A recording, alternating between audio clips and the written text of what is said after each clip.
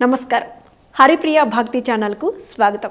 ఈరోజు మనతో పాటు స్టూడియోలో ఉన్నారు దుర్గామాత ఉపాసకులు, ఆస్ట్రాలజిస్ట్, జ్యోతిష్యరత్న అవార్డు గ్రహీత శ్రీ శ్రీధర్ గురూజీ గారు.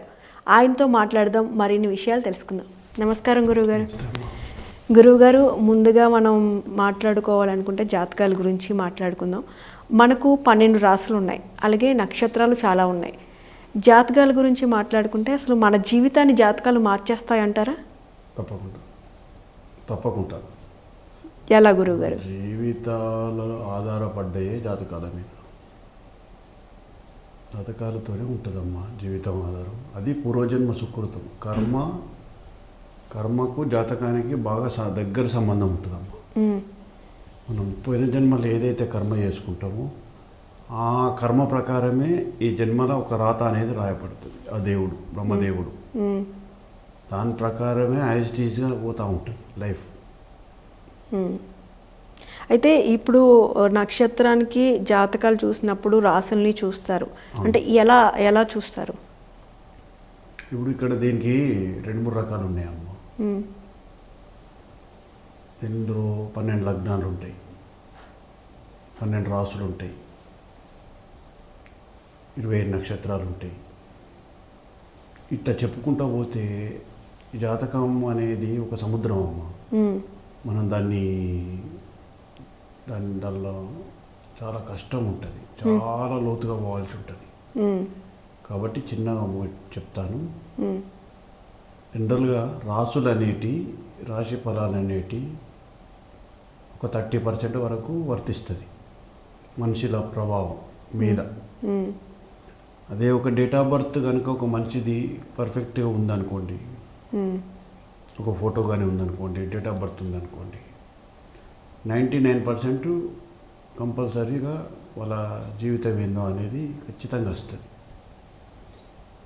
ఈ రాసులకు లగ్నాలకు ఉన్న డిఫరెన్స్ మాత్రం ఇది.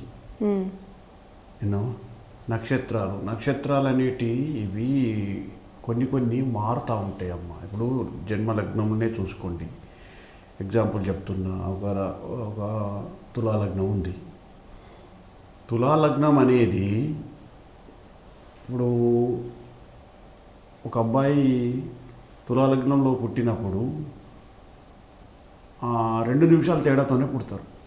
అప్పుడు ఏమైతే తల్లి 2 నిమిషాల తేడాతోనే పుడితే ఆ అబ్బాయికి ఒకటే లగ్నం వస్తుంది, 2 అబ్బాయిలకు ఒకటే లగ్నం వస్తుంది, 2 అబ్బాయిలకు ఒకటే రాశి వస్తుంది, 2 అబ్బాయిలకు ఒకటే నక్షత్రం వస్తుంది, 2 అబ్బాయిలకు ఒకటే తీత వస్తుంది.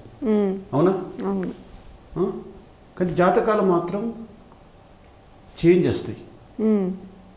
జాతకాలు ఓడేమో అద్భుతంగా రాణిస్తూ ఉంటాడు, ఓడేమో డల్ అవుతూ ఉంటాడు.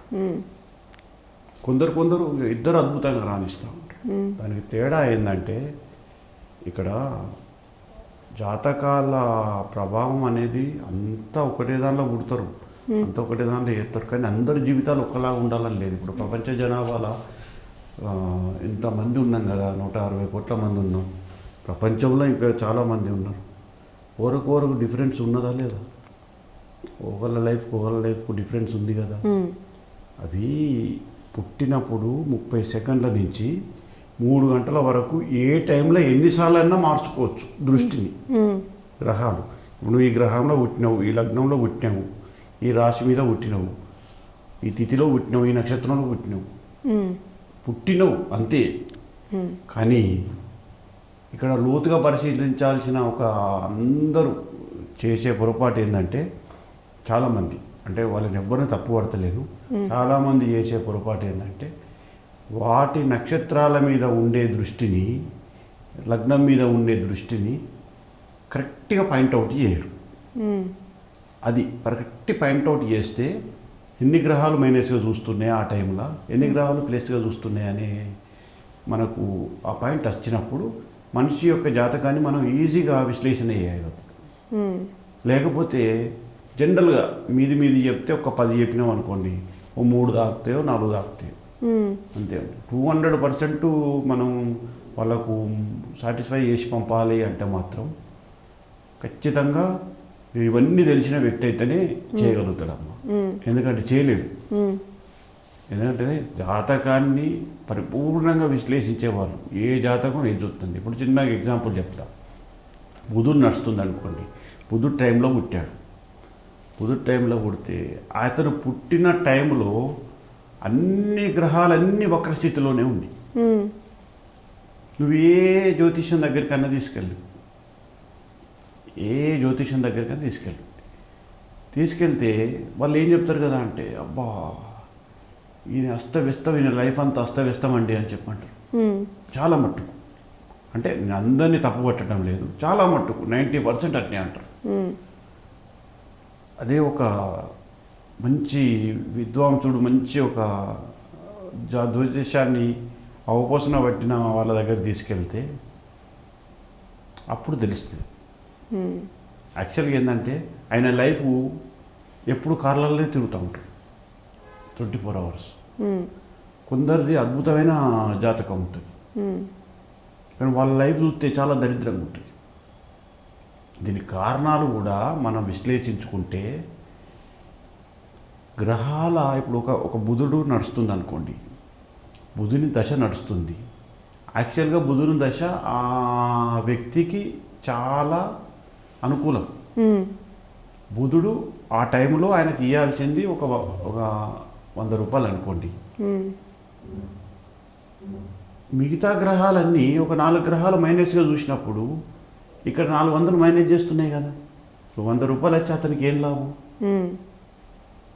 మనం ఈ విధంగా క్యాలిక్యులేషన్ చేయాలండి.